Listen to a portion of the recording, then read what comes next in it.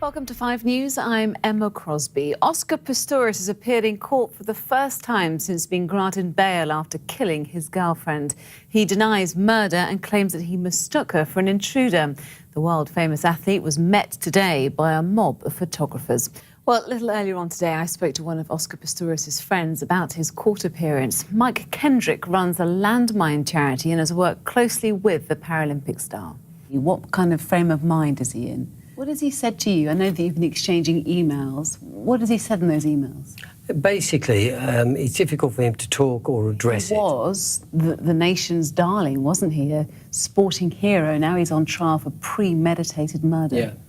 The testimony we've had from other friends who've said that he has a temper. He has a temper that he sometimes doesn't control. What do you think of that? Will he go back to competing? Do you think he'll ever get over this? Now, failing to help women get ahead in business is costing the economy billions of pounds, according to a major report. So let's start with you. We've known for a long time, haven't we, about inequality in the workplace.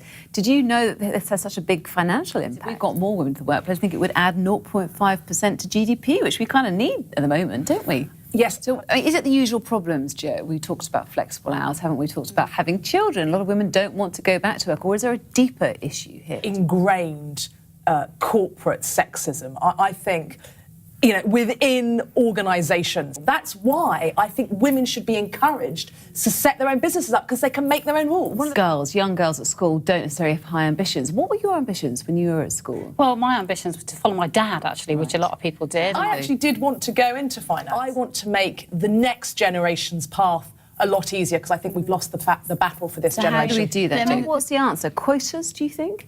Actually, yeah, and I think the key is having women behind quotas as well. We're going to see equality, the equal number of CEOs who are women and men. What do you think, Louise? Okay, good stuff, ladies. Thanks very much for joining us. Coming up on 5 News. Plenty more after this short break. Do stay with us.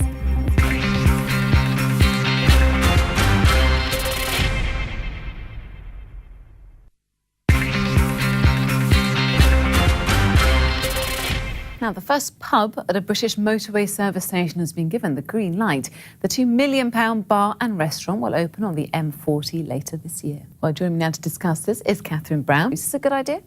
No, it doesn't sound particularly sensible, does it, Mark? What do you think? It's a good point, isn't it, that Mark makes? I mean, you could drive down the motorway, turn off, 3 miles later, you're in a country pub. What's the difference? It's not really the Wetherspoons' decision to tell us if we can or can't drink, is it? Have you all seen all the stories that we're covering? Our address is at 5_news. Charles got the weather next, and Polly has updates later. Bye-bye.